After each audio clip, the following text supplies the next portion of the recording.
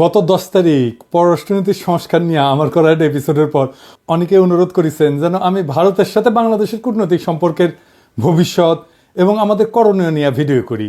আপনারা জানেন আমার গুরু খলিল ভাই, উনিও আমাকে ইমেলে তার যে মতামত জানাইছেন সেইখানেও তিনি বলছিলেন যে ভারতের সাথে কূটনৈতিক সম্পর্ক নিয়ে আমি সেইখানে কথা বলি নাই আগের এপিসোডে। ভারতের কূটনীতি বোঝা কোনো জটিল বিষয় না, কিন্তু আমার বুবু কাটাল রানী হাসিনা এই সহজ বিষয়টাকে আমাদের কাছে জটিল করে তোলার চেষ্টা করেছেন। অবশ্যই এটা ভারতেরই বুদ্ধি। তিনি নাকি ভারতকে যা দিচ্ছেন তা তারা সারা জীবন মনে রাখবে, তাই না? হ্যাঁ, দেখেছেন তো কি দিছে আর আমরা কি পাইছি তা আজকে দেখব। এই ভিডিওটা শুধু আমাদের সরকারের জন্য না, কূটনীতিকদের জন্য না, বরং কৃষক, ছাত্র, জনতা সহ বাংলাদেশের সকল নাগরিকের জন্য গুরুত্বপূর্ণ। কেন? কারণ আমাদের একমাত্র শত্রু হইল ভারত। জি না, আমরা একা তাকে শত্রু জ্ঞান করি না, তারাও আমাদের শত্রু বলেই মনে করে। এই শত্রু খেলা তারাই শুরু করেছে, আমরা শুরু করি নাই। এটা আমার অনুমান না, আজকে প্রমাণ করব এবং সবাইরে জানাবো প্রমাণ সহকারে। না হইলে বিপ্লবকে ব্যর্থ করার যেসব চেষ্টা ভারত করবে তা মোকাবেলা করা আমাদের দিয়ে সম্ভব হবে না। গত 16 বছর হাসিনা যেভাবে আমাদের সরকারের সব দপ্তরে ভারতের স্থানীয় দালালদের ঢুকাইতেছে, তাতে আমাদের জন্য নতুন করে সব ঢেলে সাজানো ছাড়া কোনো গতি নাই। যাই হোক, অনেক কথা আছে, তাই চলেন প্রথমেই দেখে নিই ভারতের কূটনীতিক দর্শন কি বলে। তারা কিভাবে আমাদের দেশটাকে দেখে, তারা কিভাবে কূটনীতিকে দেখে, কূটনীতি তাদের কাছে কি। ভারতের কূটনীতিতে চাণক্য, কৌটিল্যকে তাদের মন্ত্রগুরু বলে মনে করে। এই কৌটিল্য হলো খ্রিস্টপূর্ব 300 শতাব্দীর দিকে ভারতবর্ষের রাজা চন্দ্রগুপ্ত মৌর্যের প্রধানমন্ত্রী। তিনি রাষ্ট্র পরিচালনার উপর একটা বই লিখেছিলেন, অর্থশাস্ত্র নামে। এই বইটা প্রায় দ্বাদশ শতাব্দী পর্যন্ত প্রাচীন ভারতে ব্যবহার করা হইতো। তবে ভারতে মুসলিম সাম্রাজ্যের বিস্তারের পর থেকে এই বইটা কেউ আর খুঁজে পাই নাই। মুসলমান শাসনকর্তারা ভারতের প্রাচীন ফিলোসফিকে জয় বাংলা করে দিছিল। যাই হোক, পরে 1905 সালে আবার সবার অজানা এই মাস্টারপিস ভারতের একজন কৃষক উদ্ধার করছিল এবং একজন সাধারণ ব্রিটিশ সেই বইটা ভারতে সংরক্ষণ করার ব্যবস্থা করে। আর বর্তমানে এই অর্থশাস্ত্র, কৌটিল্যের অর্থশাস্ত্র ভারতের প্রধানমন্ত্রী মোদী, পররাষ্ট্রমন্ত্রী জয়শঙ্কর থেকে শুরু করে অনেক নতুন পুরানো নেতার রাজনৈতিক আদর্শে পরিণত হয়েছে। ভারত আবার কৌটিল্য ইকোনমিক কনক্লেভ করার মাধ্যমে এই দর্শন সবার কাছে খাওয়াইতে চায়, দেখাতে চায় এটা আমাদের অরিজিনাল জিনিস, বুঝছাও। এটা ইন্টারেস্টিং গল্প বলি এই কৌটিল্য প্রসঙ্গে। চন্দ্রগুপ্ত মৌর্যকে কৌটিল্য মানে তার প্রাইম মিনিস্টার সামান্য পরিমাণে খাবারের সাথে একটু একটু করে আর্সেনিক মিশাই দিত, মানে সে বিষ যেটাকে বলে। কেন? উদ্দেশ্য ছিল যে একটু একটু করে বিষ খাওয়াইলে তার শরীরে বিষের বিরুদ্ধে একটা প্রতিরোধ ক্ষমতা গড়ে উঠবে, যাতে শত্রুরা তাকে বিষ প্রয়োগে হত্যা করতে না পারে। এটা কিন্তু খুব সাইন্টিফিক, কারণ আধুনিক চিকিৎসা বিজ্ঞানও মিথ্রিডাটিজম বলে একটা শব্দ আছে। এর মাধ্যমে অল্প অল্প মাত্রার বিষ গ্রহণ কইরা বিষের প্রতি প্রতিরোধ ক্ষমতা গড়ে তোলা সম্ভব। ঠিক যেভাবে অ্যান্টিবায়োটিক রেজিস্ট্যান্স হয় না ব্যাকটেরিয়ার, জীবাণুর, ওই রকম আর কি উঙ্কা। তো কথিত আছে যে একবার চন্দ্রগুপ্ত মৌর্যের রানী দুর্ঘটনাক্রমে ওই খাবারটা একটু খেয়ে ফেলে, আর্সেনিকযুক্ত খাবার। রানী তখন সন্তান সম্ভবা ছিলেন, তো বিষের প্রভাব থেকে তার অনাগত সন্তানদের বাঁচানোর জন্য রানীর পেট চিরা কৌটিল্য শিশুকে বাইর করছিল। এটাই হইতেছে ইতিহাসের প্রথম সিজারিয়ান সেকশন, বুঝাও। এই ছেলের নাম হইতেছে বিন্দুসার। বিম্বিসার না, আবার কলে বিন্দুসার। বিন্দুসারের ছেলে হইতেছে সম্রাট অশোক। বুঝা গেছে? জীবনানন্দের বর্ণনা সেন যখন পড়ি না, উটি লেখা আছে না, বিম্বিসার অশোকের ধূসর জগতে সেখানে ছিলাম আমি। এই বিম্বিসার অশোক বইলা একটা ধাঁধা লাগাই দেন কিন্তু জীবনানন্দ। বিন্দুসার অশোক হইলে পিতা পুত্র হইতো, তাই না? যেটা না কইরা একটা টুইস্ট দিছে বিম্বিসার কইয়া। এখানে এসে মনে হয় আসলে কি ঠিক পড়তেছি না ভুল পড়িচ্ছি না, তো সেই সময়টা ধূসর হয়ে যাওয়ার জন্য এরকম হয়েছে নাকি, বুঝাও। কি সুন্দর এটা কাব্যিক একটা মোহের মধ্যে ফেলা দেয়, বুঝেছেন? জীবনানন্দের এটা কালে মুন্সিয়ানা। তো আমার কাছে ওই যে পাখির নীরের মতো চোখ তুলে নাটোরের বনলতা সেন এই লাইনের চাইতে ওই যে বিম্বিসার অশোকের ধূসর জগতে এই লাইনটা আরো বেশি কাব্যিক বলে মনে হয়। যাই হোক, কাব্যবাদ দিই, হ্যাঁ, আসল আলাপে আসি। কেন কৌটিল্যের অর্থশাস্ত্র সম্পর্কে আমাদের জানা এবং বোঝা জরুরি। ভারত আমাদের শত্রু রাষ্ট্র না বন্ধু রাষ্ট্র? এই প্রশ্ন সবাই করলেও কোনো রাজনৈতিক দল কখনো সরাসরি উত্তর দিতে স্বাচ্ছন্দ্য বোধ করে না, ভয় পায় আর কি, কখন ভারত তাদের গদি নড়ায় দেয়। তাই বলে সবাই যে কবে যে ভারত আমাদের বন্ধু রাষ্ট্র, তাকালে না। এটাই আমাদের সমাজে ইনশাল্লাহ বলার মতোই সত্য। হাসিনা বুবুর আমলে তো ভারতকে বন্ধু বলাটা একটা ফ্যাশন ছিল। বাংলাদেশের কোনো জাতীয় অর্জনে ওই ভারতের প্রধানমন্ত্রী রাষ্ট্রপতি থেকে শুরু করে মন্ত্রী মুখ্যমন্ত্রী আগমন খুব কমন ছিল না, সাধারণ ঘটনা ছিল না। কিন্তু হঠাৎ কি হইলো যে ময়ূক পাগলা হইয়া গেল। এই যে দেখেছেন এডিটর সাহেব, এটা দেখান না, ওই তিরিং বিরিং করে লাফায় না, দেখান না। ও কলে তারেক হেভি ঠাপাইছে, ওই যে গণ অধিকারের তারেক, বুঝাও। আর তারেকের ভিডিওটা দেখা, যে তারেক কি কইছিল যে জামাতকে আপনার পাশাত কামড় দিছে, দেখান না ওইটা। আরে বাবর কে? বাবর কে? কে? বাবর ভারতের বাপ। হ্যাঁ, বাবর ভারতের বাপ। আর আচ্ছা ঠিক আছে, ঠিক আছে। সমস্যা কি বলেন তো? আমার আমার আমার আমার সমস্যা হচ্ছে জামাতি এবং জেহাদিরা। বন্ধ করতে পারবেন? কেন জামাতিরা আপনার পাশায় কামড় দিয়েছে বলেন? বিজেপির নেতারা উল্টা পাল্টা বলা শুরু করলো। এই দেখেন, ভিডিও দেখেন। বাংলাদেশের সঙ্গে যুদ্ধ ভারতের কাছে তো কয়েকদিনের ব্যাপার নয়, কয়েক মিনিটেই ফয়সলা হয়ে যাবে। তা আমরা বড় ভাই হিসেবে চিমটি কাটছে, আঁচড় কাটছে, সহ্য করছি, তো বেড়া আমরা দেবই। বাংলাদেশের সীমান্তে কাঁটাতারের বেড়া বসানোর দরকার হইল, দেখেছেন? আরো কত কি। আসলে বাংলাদেশের সাথে ভারতের কোনো বন্ধুত্ব সম্পর্ক নাই, কখনো ছিল না। তবে ভালো সম্পর্ক আছে তার সেবাদাসী হাসিনা, তার দল আওয়ামী লীগের সাথে। আমাদের পররাষ্ট্র মন্ত্রণালয়ে যারা ভারতে কাজ করেছেন তারা সবাই জানেন যে ভারত আমাদের কতটা নিচু চোখে দেখে। যারা ঘুরতে গেছেন, চিকিৎসা নিতে গেছেন, তারা জানেন যে মুম্বাইতে তো বাংলাদেশের পাসপোর্টধারীদের তারা হোটেলে বুকিং পর্যন্ত দেয় না, দেখেছেন? হাসিনার আমলেও ভারত শুধু আমাদের থেকে সুবিধাই নিছে, কিচ্ছু দেয় নাই। ট্রানজিট নিছে, চট্টগ্রাম পোর্ট দিয়ে মালামাল পরিবহনের অনুমতি নিছে, বাংলাদেশকে ভারতের মনোপলিতে পরিণত করেছে, আমাদের সরকারি প্রতিষ্ঠানগুলোকে শেষ করে দিছে। বিনিময়ে আমরা কি ওই মুজিবের আমলে স্বাক্ষর করা ফারাক্কার ন্যায্য পানির হিস্সা পাইছি? পাই নাই। আমরা কি হাসিনার আমলে তিস্তা চুক্তি দিয়া পানির ন্যায্য হিস্সা পাইছি? পাই নাই। তার কারণ কি? কারণটা হইতেছে কৌটিল্যের একটা থিওরি আছে, mandala theory. Mandala Nelson Mandela না, মান্ডালা মন্ডো থিওরি আর কি। তার মানে কোন রাজার পাশের রাজ্য তার বন্ধু না, পাশের রাজ্য হইল তার বন্ধু, বুঝছাও? চলেন একবার ম্যাপ দেখে আসি। ভারতের আশেপাশে যত রাষ্ট্র আছে তার মধ্যে একমাত্র বাংলাদেশের সাথে তার কথিত বন্ধুত্ব ছিল, মানে একমাত্র সেবাদেশী হাসিনার মাধ্যমে সে বন্ধুত্ব ছিল। কিন্তু পাকিস্তান, নেপাল, ভুটান, শ্রীলঙ্কা, মালদ্বীপ, এমনকি মিয়ানমারের সাথে ভারতের অত ভালো সম্পর্ক না, তাই না? বন্ধুত্ব নয়। বাংলাদেশে ভারত প্রভু তার সেবাদাসী হাসিনাকে একটা সুষ্টি দিয়া বুঝ দিছে, ওই যে তো বন্ধু। এটাও আসলে একটা কৌটিল্য মতে ভারতের পররাষ্ট্রনীতির একটা অংশ কলে। এটা আমরা দেখমুনি, হাসিনা ফাসিনা কিছু না। এটা বোঝার জন্য চলেন দেখি কৌটিল্যের পররাষ্ট্রনীতিতে কি লেখা আছে। কৌটিল্যের পররাষ্ট্রনীতিকে বলে 6-fold পলিসি, মানে 6 স্তরের পলিসি। এটা একটা সংস্কৃত খটোমটো বাংলা আছে, ষটগুণ্য সিদ্ধান্ত। যাই হোক, আমি ইংলিশটাই কব, কারণ ইংলিশে কইলে তো ঠিকই কইছি, তাই না? তো যাই হোক, এই 6-fold পলিসি অনুযায়ী পররাষ্ট্রনীতি 6 ভাবে পরিচালনা করা যায়, 6 ভাবে, বুঝছাও? কি কি? শান্তি, যুদ্ধ, নিরপেক্ষতা, আগ্রাসন, জোট এবং দ্বৈত নীতি। হ্যাঁ, বুঝছাও? 6টা।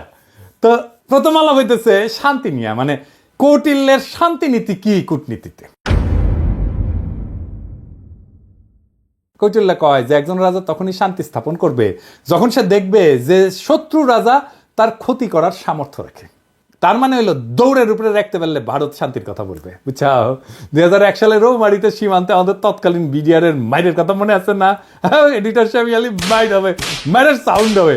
কেমনে তাদের বিএসএফকে আমাদের বিডিআর জওয়ানেরা দৌড়ের উপরে রাখিছিল, মনে আছে না? হ্যাঁ, তো তখন ভারতের অনেক সৈন্য মারা গেলেও ভারত কিন্তু আমাদের সাথে শান্তি স্থাপন করেছিল, কারণ তারা বুঝেছিল যে বাংলাদেশ তাদের দৌড়ের উপরে, দাবরানির উপরে রাখতে পারে। তাইলে ইন্ডিয়ার সাথে শান্তি স্থাপনের একমাত্র পথ হইতেছে, একমাত্র রাস্তা হইতেছে ওরা দাবরানির উপরে রাখা। আরেকটা উদাহরণ দিই, 1962 সালে ইন্দোচীন যুদ্ধে চীনা সেনারা ভারতের সেনাদের নাকানি জমিতে খাইছিল, একটা অংশ দখল করে নিয়েছিল। ভারত তখন দ্রুত নাকে খত দিয়া চীনের সাথে শান্তি স্থাপন করেছিল, কারণ ভারত জানতো যে চীনকে আক্রমণ করলে তাদের খবর আছে, বুঝেছাও? তার মানে ওরে যত দাবরানির উপরে রাখবেন ও শান্তি করে আপনার কাছে আসবে। 1 নাম্বার সূত্র কয়া দিলাম। তাই আমাদের সেনাবাহিনীর সাহস নিয়ে লড়াই করার কিছু ডেমো ভারতকে দিয়ে দিতে হবে। আমরা অলরেডি একটা ডেমো দিছি যখন নতুন করে বর্ডারে কাঁটাতার লাগাইতে গেছিল না, কিন্তু এটা তেমন কোনো ডেমো হয় নাই। এটা আরেকটু ভালো করা লাগবে আর কি। আবার ফাইজলামি করলে না, রৌমারির কথা মনে করাই দিতে হবে, কলে মাথায় ঢুকাই দিতে হবে যে ভারতকে দৌড়ের উপরে রাখলে তারা শান্তির কথা বলবে। ওর তত্ত্ব দিয়াই ওরে মাইট দিতে হবে। ও কেমনে কূটনীতি চালায়, ওর কূটনীতির মাইন্ডে কি কাজ করে সেটা বুঝা ওর মতো যদি কাজ করেন তাইলে কেস ফতে। এবার আসেন যুদ্ধনীতি। কৌটিল্যের যুদ্ধনীতি কি? কৌটিল্যের মতে একজন রাজা তখনই যুদ্ধের জন্য আক্রমণ করবে যখন দেখবে যে তার অবস্থান শত্রুর চেয়ে শক্তিশালী। কথা সত্য। এই যে 1971 সালের কথাই ধরেন না, পাকিস্তান যখন আমাদের আক্রমণ করলো তখন ভারত আমাদের সাথে এসে সাথে সাথে যুদ্ধ করে নাই। তারা দেখিছে যে আমাদের মুক্তি বাহিনী কতটুকু যুদ্ধ করতে পারে। যখন মুক্তি বাহিনী আমাদের পাইরা ফেলাইছে না পাকিস্তানি বাহিনীদের, যখন দেখেছে যে মূল কাম সাইরা ফেলাইছে, তখন 3রা ডিসেম্বর 71 সালের মুক্তিযুদ্ধের শেষের মাত্র 13 দিন আগে যৌথ কমান্ড গঠন করিয়া মুক্তিযোদ্ধাদের ক্রেডিট নিয়ে বাংলাদেশকে স্বাধীন করিয়া দেওয়ার ক্রেডিট নিয়ে নিছে। বুঝছাও? এটা হইল ভারতের সামবাজ যুদ্ধনীতি। এরা তখনই যুদ্ধ করবে যখন তারা বুঝে যে তাদের জেতার সম্ভাবনা 100%। অনেকেই জানেন যে শেখ মুজিবের বান্ধবী যে ইন্দিরা গান্ধী, সেই সময়ের ভারতের সেনাপ্রধান জেনারেল মানেকশকে জুন মাসে কইছিলেন যে এই যুদ্ধ শুরু করতে, কিন্তু রাজি হন নাই। কারণ তখন বাংলাদেশে বর্ষাকাল এবং তাদের সেনারা বাংলাদেশে বর্ষায় যুদ্ধ করলে পাকিস্তানের কাছে গোয়ারা আসবে। সত্যি কথা, আমার কথা না, মানেকশর কথা। তার মুখে শুনেন দাও কি কইছে, এডিটর সাহেব শুনে দেন। And if I were to go in, I guarantee you 100% defeat. I said to Mrs. Ghani, will you now give me your orders? All right, cabinet will meet again at 4 o'clock. So everybody started walking out, I being the junior one. A smile on my face as I was going out. She said, Chief, stay behind. I said, Prime Minister, before you open your mouth, shall I send in my resignation on grounds of health, mental or physical? And she said, oh, sit down, Sam, tell me. Everything you told me is the truth. I said, yes, everything I've told you is the truth. I said, it's my job to fight to win, not to lose. And she smiled at me, she said, all right, Sam, you let me know when you're ready. এই যে 13 দিন যুদ্ধ করেছিল, যুদ্ধের পরে যে লুটপাট শুরু করেছিল, সেই সময় কিছু বীর সেনা অফিসারের কারণে ঠিক মতো করতে পারে নাই। মেজর জলিলের কথা মনে আছে, সে বাধা দিছিল এবং তারে গুম করে ফেলছিল। ওই সময় যে করতে পারে নাই লুটপাটটা, এটা গত 53 বছর ধরে পোষায় নিছে ইন্ডিয়া। তাই আমাদের সশস্ত্র বাহিনীকে মনে রাখতে হবে যেন ভারত কখনো এমন সুযোগ আছে বলে ভুলও না করে। প্রফেসর ইউনূসের সেনাবাহিনীর শীতকালীন মহড়ায় যাওয়ার ব্যাপারটা অনেকটা সেই রকম। আমি খুবই পছন্দ করেছি এটা। অনেকে না বুঝলেও আমাদের সবার শ্রদ্ধেয় প্রফেসর ইউনূস স্যার বুঝতে পারিছেন যে এই মহড়ার কত গুরুত্ব। এইসব মহড়া ঘন ঘন করতে হবে, বুঝছাও? শুধু শীত না, বর্ষাতেও করতে হবে। যে শীত বর্ষা কিছুই যে ভারতের কোনো কাজে আসবে না, ওটা বুঝা দেওয়া লাগবে, বুঝছাও? ভারতের মনে যেন ভয় অটুট থাকে, তারা যেন কোনোভাবে বাংলাদেশকে আক্রমণের খায়েশ করতে না পারে। এখন কৌটিল্যের মতে ভারত এই যে যুদ্ধ নীতি, এটা কেমনে করবে? এটা 3 ভাবে করবে, 3 প্রকারে করবে। কি ভাবে? এটা হইতেছে সরাসরি যুদ্ধ, এটা হইতেছে গোপন যুদ্ধ, কিছু কথা থাক না গোপন, আর এটা হইতেছে অঘোষিত যুদ্ধ, মানে ঘোষণা না দিয়া যুদ্ধ, বুঝছাও? ভারত আমাদের সাথে সরাসরি যুদ্ধে যাবি না, ওই সাহসী নাই। ওই যে বুঝিছে না, এখানকার পোলা পাইন এবং বন্দুকের সামনে বুক পাইতা দেয়, তারপরে নড়ে না। তো এর সাথে যুদ্ধ করা যায়। তারা কি যুদ্ধ করবে? গোপন এবং অঘোষিত যুদ্ধ তারা সবসময় করে আসতেছে এবং এটা করে আসবে। চলেন দেখি সেটা কিভাবে করবে।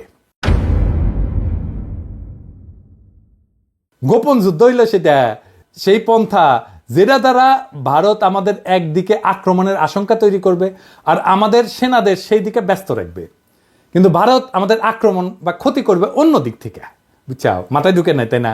ধরেন আমাদের দক্ষিণে তো আরাকান রাজ্য, একটা নতুন রাখাইন দেশ হওয়ার সম্ভাবনা আছে, তাই না? ভারত রাখাইন দেশকে দিয়া বাংলাদেশের নাপ নদী সংলগ্ন বর্ডারে উত্তেজনা তৈরি করবে, আর আমরা যখন ওই দিকে সামলাইতে ব্যস্ত হয়ে যাব তখন উত্তরবঙ্গ বা অন্য কোনো বর্ডার দিয়া সে আক্রমণ করার চেষ্টা করবে। এটা বুঝতে ভারতের ওই হকার সাংবাদিক ময়ূক রঞ্জনের একটা ভিডিও দেখি, চলেন। সে কইতেছে যে বাংলাদেশের চিকেন নেক নিয়ে নিলে ভারত ফেনী দখল করিয়া চট্টগ্রামকে আলাদা করে দিবে। শুনেন। এটিকে বলা হয় বাংলাদেশের চিকেন স্নেক। বাংলাদেশের এই চিকেন স্নেক অবরুদ্ধ করতে ভারতের সময় লাগবে 5 মিনিট।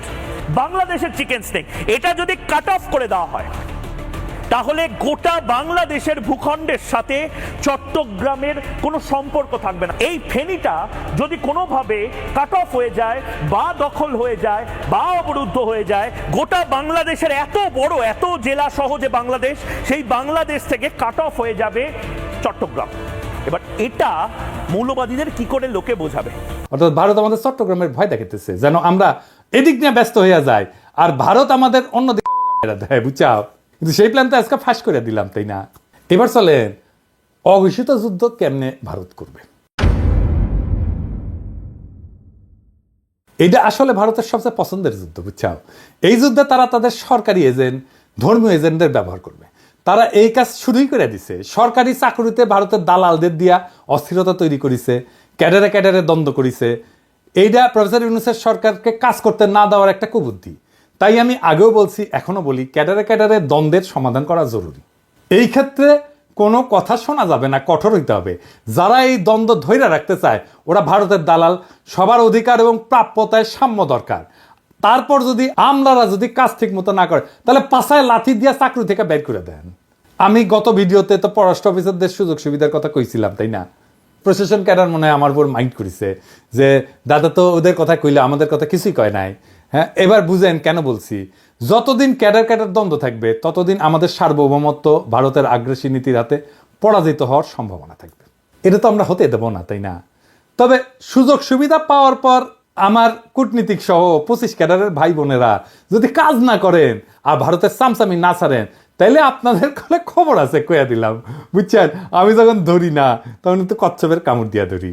আর একটা উদাহরণ দিই, ওই যে চিন্ময় প্রভুপাদের কথা মনে আছে না? ওরে দিয়া ভারত সুন্দর একটা গেম সাজাইছিল কলে, যেন হিন্দুরা এই সরকারের বিপক্ষে কাজ করে। সাথে ভারতের কিছু বেতনভোগ বাংলাদেশি দালালও ছিল, ওই যে প্রথম আলো, তার দিল্লি স্টার, এটা আছেই। কিন্তু হিন্দু স্যার সেই ওকে আসার মেরে দিচ্ছে ভালো করিয়া। একইভাবে দিল্লির সাতপন্থীদের দিয়া ধর্মপ্রাণ মুসলমান তাবলিগের সদস্যের মধ্যে মারামারি সৃষ্টি করছেন, সেটাও আমরা সামলাইছি কলে। এইরকম আরো আসবে, কিন্তু এখন আর লাভ হবে না, কারণ সবাই বুঝে গেছে যে ভারত কিভাবে এই কাজটা করে বা করবে। এইটা ভারতের অনেক প্রিয় মেথড, কিন্তু প্রিয় পদ্ধতি। ভারত আগেও তাই করেছে। 1975 সালে শেখ মুজিব জয় বাংলা করে দেওয়ার পরে ভারত আমাদের পার্বত্য চট্টগ্রাম এলাকায় শান্তি বাহিনীকে ফান্ড করেছিল, ট্রেনিং দিছে, তারপরে অশান্তি সৃষ্টি করেছে। আর এই হারামজাদা কাদের সিদ্দিকী ওরে আশ্রয় দিচ্ছে, আদের সিদ্দিকী তার বাহিনী নিয়ে বাংলাদেশের ভিতরে আসে আক্রমণ করিত, এবং কাদের সিদ্দিকীর বাহিনীর সাথে আমাদের সেনাবাহিনীর যুদ্ধ হইতো। কিন্তু অনেকে গলে বীরুত্তম খেতাবও পাইছে, এবং আমাদের অনেক অফিসার মারা গেছে, সৈনিক মারা গেছে। আর এই হারামজাদা রাজনীতি করিচ্ছে, ওর তো এখন জেলে থাকা উচিত। আবার দেখেন, ওই যে শেখ মুজিব জয় বাংলা হওয়ার পরে যে শান্তি বাহিনীকে ফান্ড করেছিল না ইন্ডিয়া, আবার যখন কাটাল রানী 1996-তে ক্ষমতা এসেছে তখন ইন্ডিয়া আবার ওই সমস্যার সমাধান করে দিচ্ছে 1997 সালে, যেন আওয়ামী লীগ বাহবা পায় আর বাংলাদেশ তাদের হুকুমের দাসী হাসিনা দ্বারা পরিচালিত হয়। একই কাজ তারা শ্রীলঙ্কায় করেছে তামিল হিন্দুদের নিয়ে, নেপালে করেছে মাওবাদীদের নিয়ে, পাকিস্তানে বেলুচিস্তানেও একই গল্প। বাংলাদেশে যেন তারা এই কাজ করতে না পারে সেই দিকে লক্ষ্য রাখতে হবে। বর্ণ, গোত্র, ধর্ম নিয়ে যারা লাভ দেবে, ঝামেলা করার চেষ্টা করবে, ইসলামকে বাংলাদেশে বিতর্কিত করার চেষ্টা করবে, এরা সবাই ভারতের দালাল, এটা মাথায় রাখতে হবে। এবার দেখি কৌটিল্যের নিরপেক্ষতা কূটনীতি কি। কৌটিল্য কাছে যদি কোনো রাজা মনে করে যে তার শত্রু রাষ্ট্রের ক্ষমতা তার সমান এবং এই ক্ষমতার সাম্য তাদের পারস্পরিক ক্ষতি হইতে বিরত রাখে, তবে রাজা সেই রাজ্যের প্রতি নিরপেক্ষ থাকে। মজার কথা মানে হইল, ভারত যদি মনে করে বাংলাদেশ তাদেরকে জয় বাংলা করে দিতে পারে যে কোনো সময়, তাইলে ভারত আমাদের সাথে নিরপেক্ষ আচরণ করার সিদ্ধান্ত নেবে। এই ধরেন 5ই আগস্টের পর আমরা যখন ইলিশ দেওয়া বন্ধ করেছিলাম তখন ভারতের বাহাদুরি কিন্তু শেষ হয়ে গেছিল। তো ওরা তখন আমাদেরকে তেল দিয়া, কালারানির প্রতি প্রেম কিছুটা বিসর্জন দিয়া আমাদের থেকে ইলিশ নিচ্ছে, আমরা দিছি। যদিও এই সিদ্ধান্তটা আমাদের অনেকে পছন্দ হয় নাই, কেননা আমরা সেই সিদ্ধান্ত বুঝে নিছি কিনা জানি না। তবে এখন এইসব চাল আমাদের বুদ্ধি করে চলতে হবে। ভারতকে বুঝাই দিতে হবে যে 1971 সালে আমাদের সহায়তা করার প্রতিদান অনেক গুণে আমরা দিছি। এখন আমরা আমাদের ন্যায্য পাওনা আদায় না করে আপনাদের কিছু দিব না। আর একটা উদাহরণ দিই, 2008 সালে যখন মুম্বাইতে আক্রমণ হয় না, ওই যে তার দায় কলে ভারত পাকিস্তানকে দিছিল, অনেক হম্বিতম্বি করেছিল, কিন্তু তারা পাকিস্তানে কোনো সামরিক আক্রমণ চালায় নাই। এর কারণ হইল পাকিস্তান একটা নিউক্লিয়ার শক্তি, ওরে আক্রমণ করলে ভারত জয় বাংলা হয়ে যাবে, এটা ভারত বুঝে, তাই তারা হাক ডাক দিয়া চুপ ছিল। বুঝা গেছে ব্যাপারটা? শক্তিতে সমান সমান টক্কর দিতে হবে, টক্কর দেওয়ার ক্ষমতা আমার, টক্কর দেওয়ার ক্ষমতা আছে, এইটা বুঝাই দিতে হবে। এবার আসেন কৌটিল্যের আগ্রাসন নীতি। কৌটিল্যের দর্শন মোতাবেক একজন রাজা যখন নিজের শক্তি বৃদ্ধি করে তখন সে শত্রু রাজ্যকে আক্রমণের প্রস্তুতি নেয়। এটা কিন্তু ভারত খুবই মানে হইল যে এটা ভারতের পছন্দের একটা মেথড, এইভাবে সে মাপে অন্যরে। এই যে ধরেন রৌমারির কথা, 2001 সালে রৌমারিতে ভারতের সেনারা আমাদের জয় বাংলা হওয়ার পরে ভারত কিন্তু চুপ ছিল, কারণ আগেই বলছি এরপর আমাদের বুবু যখন 2008 1/11 নকশা ক্ষমতা আসে, তার কয়েকদিনের মাথায় ভারতের প্রতিশোধ নেয় বিডিআরে হত্যাকাণ্ড কইরা, 57 জন সেনা অফিসারকে হত্যা কইরা। শুধু তাই না, বিডিআরের গৌরবময় ইতিহাস যেন বাংলাদেশে না থাকে, তাই তারা কাঁঠাল রানীকে দিয়ে নাম পরিবর্তন কইরা বিজিবি বানায়, পোশাক বদলায়। দেখেন হাসিনার দাসত্ব।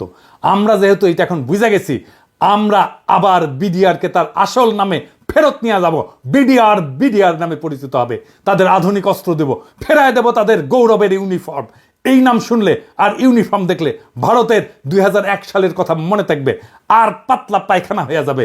এইটা আমাদের প্রথম কৌশল। দেখেন ভারতের সেনা প্রধানের বক্তব্য। I am in touch with the chief of Bangladesh during the time of when this changeover took place. I was in constant touch with him, and even thereafter, in November 24, we had a video conference also. As far as the military cooperation is concerned, is again going up in the same way. Our officers have moved there for the NDC also. There is no let up on that side. The only thing is, as far as the joint exercise which is carried out, because of the situation as of now, that we have postponed for some time, and as and when the situation improves, that exercise will also go on. When we talk about the relationship we should talk about when there is an elected government. So as of now, the relationship is with the military is well and perfect. 5ই আগস্টের পর 5 মাস হয়ে গেল ভারত তার কোনো মন্ত্রী বা সংস্থা প্রধান কখনো এই ধরনের কথা বলে নাই। আমি আমার আগের ভিডিওতে বলছিলাম যে ভারতের প্ল্যান মোতাবেক সব চলতেছে, এবং এই প্ল্যান মোতাবেক চালাইতেছে ভারতের আরেক সেবাদাস ওয়াকার। আমার কথা অনেকেই বিশ্বাস করেন নাই, অনেকেই আমাকে কইছেন ওয়াকার একটা বিপ্লবের শক্তি। এখন দেখেছেন তো, এখন দেখেন ভারতের সেনা প্রধান বলে তার সাথে নাকি অন্তর্বর্তীকালীন সরকার গঠনের পুরা সময় জেনারেল ওয়াকারের সাথে যোগাযোগ ছিল। অর্থাৎ ওয়াকার সাহেব যখন রাজনৈতিক নেতাদের নিয়ে অন্তর্বর্তীকালীন সরকার গঠনের চেষ্টা করতেছিলেন, তখন তিনি নিয়মিত ভারতের সেনা প্রধানের সাথে যোগাযোগ রাখতেছিলেন। রাষ্ট্রদ্রোহী কাজ করছেন তিনি।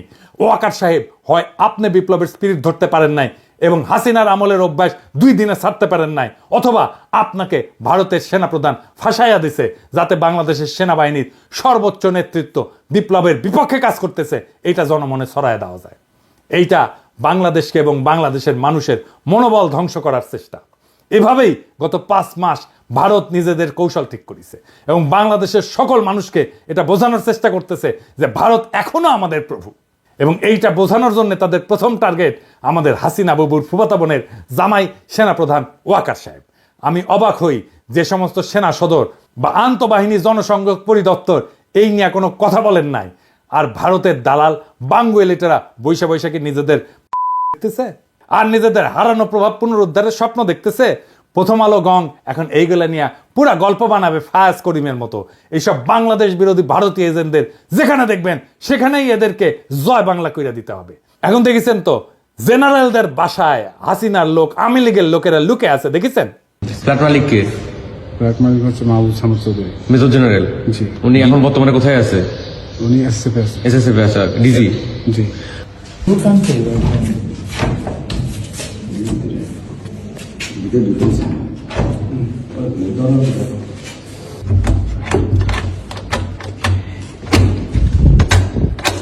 এক্সকিউজ মি, কেউ যদি থেকে থাকেন আসেন, কথা বলেন, বের হন, নাইলে আমরা কিন্তু দরজা ভাঙতে বাধ্য হব। আপনারা যদি ভিতরে কেউ থেকে থাকেন একটু কাইন্ডলি একটু কোঅপারেট করে বের হন, নাইলে আমরা কিন্তু দরজা ভাঙতে ইয়া করব।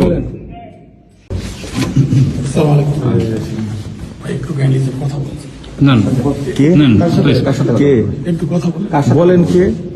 ভাই আমি তো স্যার সাহেবের সামনে আসেন, সামনে আসেন, সামনে আসেন, সমস্যা নাই। বলেন। মহিলা বন্ধ করে আপনি একটু আসেন।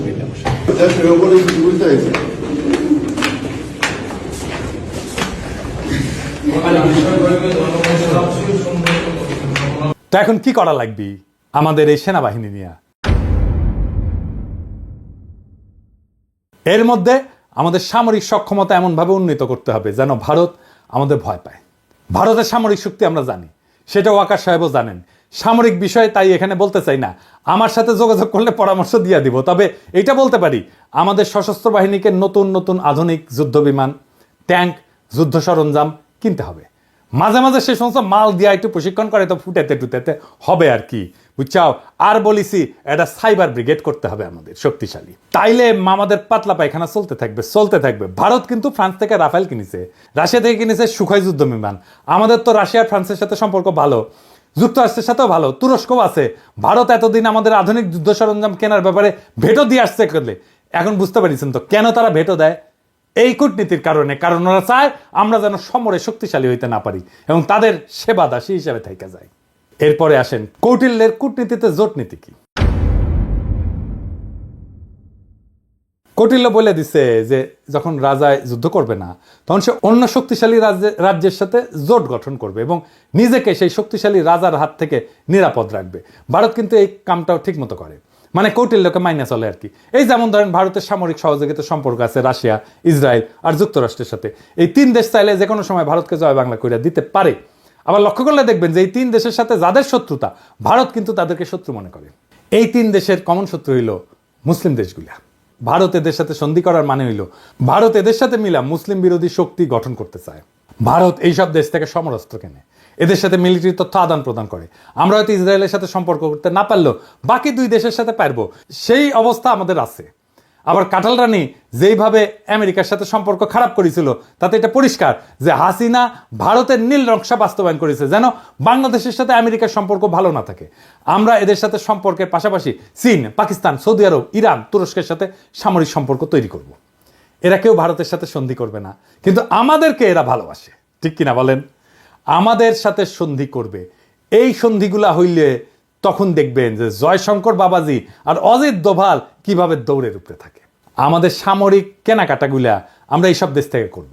আর আমেরিকা, রাশিয়াকে সাথে নিতে হবে। এরা কিন্তু হিসাবি দেশ, এদের থেকে সমরাস্ত্র না কিনলে এরা আপনাকে কোনো সাপোর্ট দিবে না। ভারতে রাফায়েল আছে, আমরা F-16 কিনতে পারি। আবার ফ্রান্সের রাফায়েল অথবা রাশিয়ার সুখয় কিংবা চীনের চেংদু J-10 চার্লি কিনতে পারি, তাই না? তবে ফ্রান্সের রাফায়েল কিনলে আমি এনা খুশি হমনি, তাই না? আমাকে এত আশ্রয় দিছে না ফ্রান্সের সরকার, ওদের কিছু করা লাগে না, আমাদের তো একটা দায়িত্ব আছে, কি বলেন? তো রাফায়েল কিনলে পিনাকি দাদা খুশি হয়ে যাবে নি, বুঝছাও? তো শুনেন, কেনা লাগবি না এখনই, খালি কেনার আলাপ শুরু করে দেন, দেখবেন ভারতের সীমান্তে কাঁটাতার বসানো থেমে যাবে। আমি গ্যারান্টি দিচ্ছি, লিখে দিচ্ছি, না হইলে আমার এসে কইেন। আলাপ শুরু করেন খালি, দেখেন তাদের রাষ্ট্রদূতের দৌড়াদৌড়ি শুরু করে দিবে ওই দেশে। তখন ওরাও ভারতকে তাদের ব্যবসার মধ্যে না আসার পরামর্শ দিয়ে বসায় দিবে। পাকিস্তানে আমাদের সামরিক কর্মকর্তাদের সফর একটা ভালো সংবাদ শুনলাম, তাদের থেকে J-71 যুদ্ধ বিমান কেনার আলাপ চলতেছে। বাংলাদেশ কিনলে তারা খুশি হবে। দক্ষিণ এশিয়াতে ভারত একটা সিপাই থাকবে। এইবার আসেন কৌটিল্যের দ্বৈত নীতি, এই জিনিসটা আবার কি? এটা সবচেয়ে মজার থিওরি। এইটার মধ্যে একজন রাজা একই সময় একজনের সাথে যুদ্ধ আর একজনের সাথে সন্ধি, বুঝছাও? মানে হইলো ভারত একসাথে দুইটা যুদ্ধ করতে পারবে না, করবেও না, কখনোই না। দেখবেন যখন পাকিস্তানের সাথে যুদ্ধ খেলে তখন অন্য কারোর সাথে সেই খেলা দেখায় না। গত 16 বছর তো আওয়ামী লীগ ভারতকে বাম্পার সুবিধা করে দিছিল, বাংলাদেশ তো তাদের দখলেই ছিল, তাই না? ভারত নিশ্চিন্তে অন্যদের সাথে ঝামেলা করে গেছে। এখন তো সেই মজা আর নাই। এখন আমরা ভারতের শত্রু সকল দেশের সাথে আলাদা আলাদা করে সম্পর্ক তৈরি করব। আধুনিক বিশ্ব ব্যবস্থায় সম্পর্কের অন্যতম মাধ্যম হইল ব্যবসা এবং বাণিজ্য, এই সম্পর্ক জোরদার করা। এবার আসেন আমাদের ভারত নীতি কেমন হবে, কি দিয়ে আমরা ভারতকে সাইজ করতে পারবো, ওরা দৌড়ের উপরে রাখতে পারবো, প্রত্যেক দিন দাবরানির উপরে রাখতে পারবো। এটা আমাদের জানা দরকার না? আসেন দেখি। অনেকে মনে করে আমরা ছোট দেশ, ভারত ছাড়া আমরা চলতে পারবো না। আরামজাদা, চলতে পারি কিনা তুই দেখ আমাদের দায়িত্ব দিয়ে দেখ পারি কিনা। আমি প্রফেসর ইউনূসকে কইব যে আপনি অনতিবিলম্বে সার্কের কার্যক্রম চালু করেন। দরকার হলে বাংলাদেশ সম্মেলনের ডাক দিবে, আয়োজন করবে, এতে সকল দেশের সাথে বাংলাদেশের সম্পর্ক উন্নত হবে। ভারত আসতে যাবে না জানি, কারণ তারা পাকিস্তানের সাথে এক টেবিলে আলোচনায় বসবে না। আমাদেরকেই সুযোগটা নিতে হবে। এই জন্যেই আমরা ভারতকে ছাড়াই সার্কের কাজ শুরু করব। দক্ষিণ এশিয়াতে ভারতের মহাজনগিরি ছুটাই দিতে হবে। দক্ষিণ এশিয়াতে পাত্তা না পেলে ভারতকে আর কোনো দেশই পাত্তা দিবে না। ভারত নিজেদের অনেক বড় হ্যাডম ভাবে। দেখেন তাদের পররাষ্ট্রমন্ত্রী কি বলে। I think I'm 1/5 of the world's population. I am today the 5th or 6th largest economy in the world. I mean, forget the history, civilization bit. Everybody knows that. But I think I'm entitled to have my own side. I'm entitled to weigh my own interests, make my own choices, and my choices will not be cynical and transactional, but they will be a balance of my values and my interests. There is no country in the world which disregards its interests. SAARC চালু হইলে দেখবেন ভারতের পায়জামা ঢিলা হয়ে গেছে, ওর ফিতা খুঁজে পাচ্ছে না। সাথে আমরা অবজারভার হিসেবে নিব চীন, রাখাইন, এইসব দেশকে, তারা খুশি হবে। আফগানিস্তানকে নিব, রোহিঙ্গা সমস্যার সমাধানে নতুন গতি আসবে। আর ইন্ডিয়াকে আমরা বাস দিতেই থাকবো। আগে কইছিলাম যে ভারত তার কোনো প্রতিবেশী দেশকে বন্ধু মনে করে না। আমরা ভারতকে বন্ধু মনে করার কোনো ঠেকা নেই আছে, ওরাই তো মনে করে না। আমাদের ভুলে গেলে চলবে না যে আমরা 18 কোটি মানুষের একটা বাজার, পৃথিবীর 8ম বৃহত্তম বাজার, আমাদের ক্রয় ক্ষমতা বিশ্বে 25তম। আমাদের এইখানে সবাই তার পণ্যের বাজার করতে চাইবে, সবাই। আওয়ামী লীগ বাংলাদেশকে ভারতের একক বাজারে পরিণত করছিল। বিগত 5 বছরে, বিশেষ করে কোভিডের পর ভারত থেকে আমাদের আমদানি কতটা বাড়িছে দেখেছেন? দেখেন, শুধু 2022 সালে ভারত থেকে বাংলাদেশ আমদানি করেছিল $14 বিলিয়ন, আর যেখানে বাংলাদেশ থেকে ভারত আমদানি করেছিল মাত্র $2 বিলিয়ন। মানে হইল হাসিনা বাংলাদেশের টাকায় ভারতের কোভিড থেকে হওয়া ক্ষয়ক্ষতি মিটানোর ঠিকানি ছিল। না হলে ভারতের এত দুঃখ কারণ দেখি না। ভারতের সাথে আমাদের ব্যালেন্স অফ ট্রেড হবে সমান সমান, লাগলে আমাদের পক্ষে বেশি হবে, কারণ ভারতের জনগোষ্ঠী আমাদের 10 গুণ। আমরা যা ভারত থেকে কিনবো, ভারতের আমাদের 10 গুণ কিনতে হবে আমাদের কাছ থেকে। ভারত আমাদের থেকে সমান সমান আমদানি না করলে আমরা ভারত থেকে পণ্য আমদানি বন্ধ রাখবো। ভারত থেকে আমরা সবচেয়ে বেশি আমদানি করি তেল, তুলা, পশুখাদ্য, মোটরযান ইত্যাদি। এইগুলো আমাদের নিকটবর্তী দেশগুলো থেকে সহজে আমদানি করা সম্ভব। আমরা এই সেক্টরগুলোতে চোখ রাখবো, আর এই সেক্টরগুলোতে ভারত থেকে আমদানি বন্ধ না করা হইলে আমরা দরকার হলে রাস্তায় নামবো, আবার সংগ্রাম করব। মেসেজ ক্লিয়ার, ভারতের একচেটিয়া আমদানি বাদ। লাগলে চীন থেকে আমদানি হবে, লাগলে রাশিয়া থেকে আমদানি হবে। ওদের সাথেও ব্যালেন্স অফ ট্রেডের অবস্থা ভালো না। তবে ভারতের শত্রু আমাদের বন্ধু হইতেই পারে। আর আমাদের সাথে ফাজলামি করলে আমরা চীনকে দিয়ে ভারতের কান চুলকাইতে পারবো। তখন ভারত বুঝবে যে কৌটিল্য আমরাও বুঝে গেছি, বুঝছাও। আর বুঝেছেন তো, আমি তো কইছিলাম যে রাশিয়া থেকে ট্রাক কেনা লাগবে। এই যে দেখেছেন না ট্রাক কত সুন্দর, দেখেছেন? রাশিয়া থেকে ট্রাক কেনেন, ইন্ডিয়ার ট্রাক দিয়ে কি করবেন?